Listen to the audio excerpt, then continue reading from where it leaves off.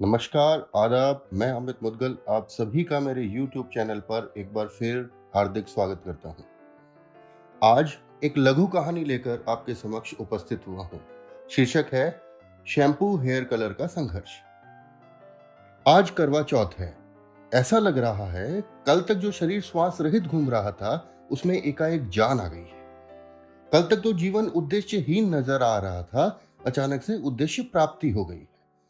आज हमारी पत्नी व्रत कर हमारी आयु बढ़ाने के लिए ईश्वर को अर्जी देने वाली। अब हमारा भी तो कर्तव्य बनता है कि उनकी आज्ञा का पालन करें, उनको किसी तरह प्रसन्न करने का यथासंभव प्रयास करें। देखिए, प्रयास करना आपका काम है और उसको सफल या असफल घोषित करना आपकी धर्मपत्नी का। हमारे परिवार में हम दो के अलावा हमारे दो सुपुत्र एवं हमारी आदरणीय माताजी हैं। माताजी का जन्म आजादी के वर्ष में हुआ था, अतः उनका स्वाभिमान आकाश समान होना स्वाभाविक है और उनकी आज्ञा का पालन करना हमारा धर्म है।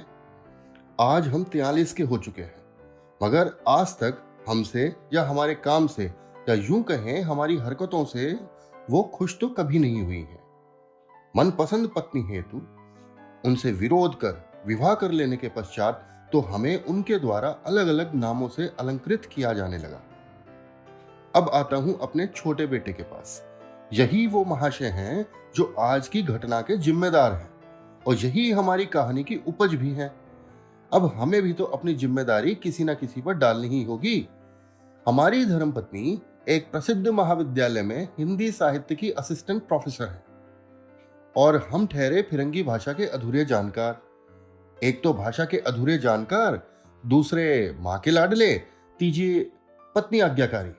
वैसे स्त्री विमर्श के विशेषज्ञ हमारी स्थिति देख गौरवान्वित अवश्य हो सकते हैं। चौसर ने कैंटरबरी टेल में कहा था कि स्त्री को पुरुष से प्रभुता की अपेक्षा रहती है।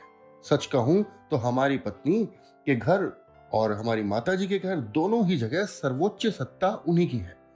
अब आधिपत्य के लिए दोनों में युद्ध होना तो स्वाभाविक है। करवा चौथ की पूर्व संध्या पर हमारी धर्मपत्नी जी ने घोषणा की कि वे कल प्रातः हेयर शैम्पू कलर लगाएंगी।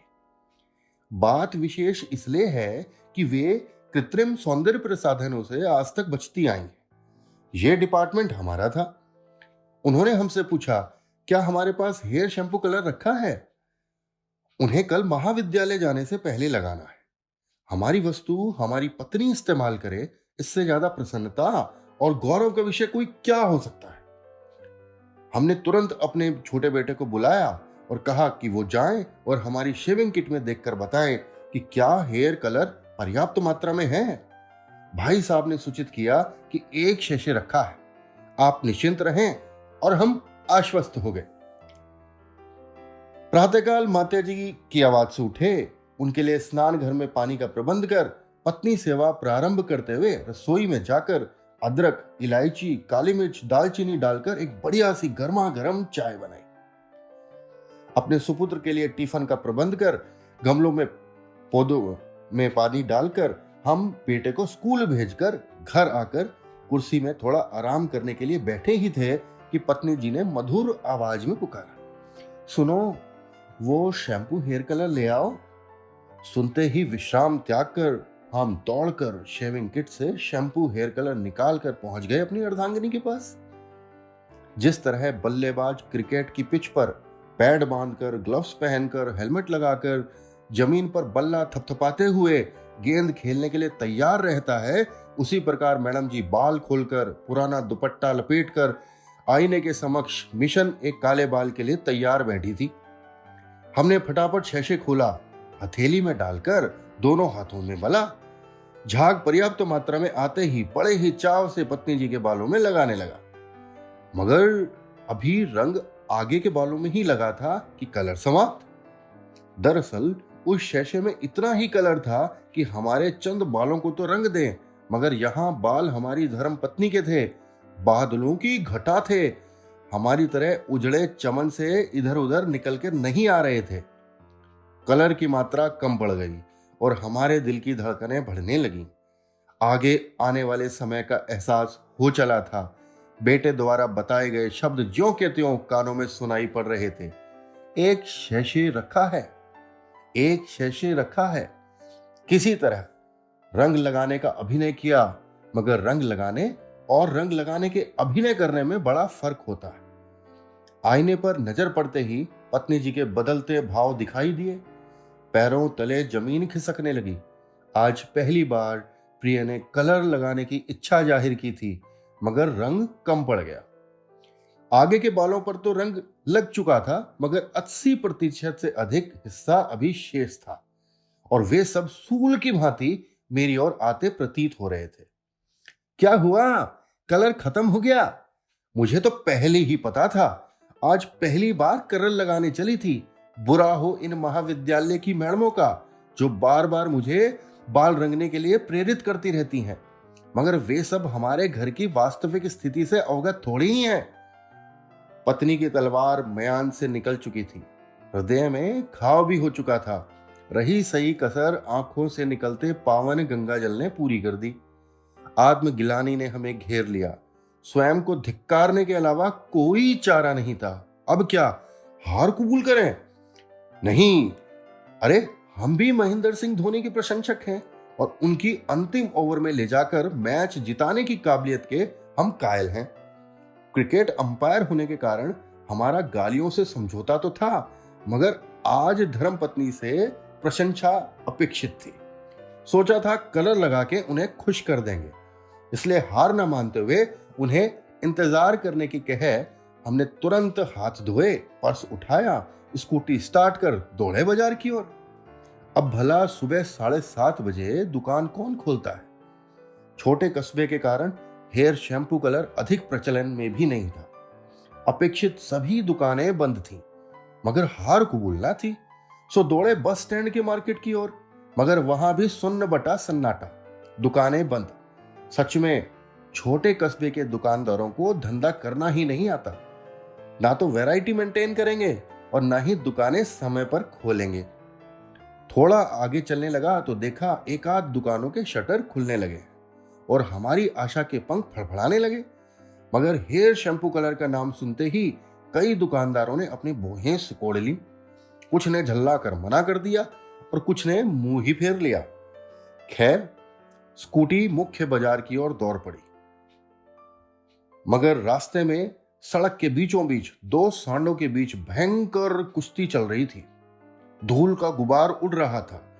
फिर भी किसी तरह से हमने आगे जाने की सोचा, मगर आगे जाना संभव ना था।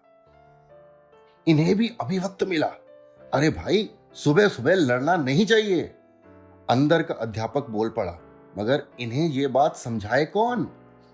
आवारा सांडों के आतंक की खबरें आजकल समाचार पत्रों की सुर्खियां बटोरती हैं। कुछ दिन पहले हमारे अजीज मित्र कौशिक जी को सांड ने टक्कर मार दी। वो अभी भी अस्पताल में ही है। अतः उनके पास से निकलने का साहस कदापि नहीं था। हिम्मत जवाब देने लगी, मगर वीरों की भूमि इस देश को सबसे अधिक सैनिक देने वाले झुंझुनू जिले के हम निवासी थे।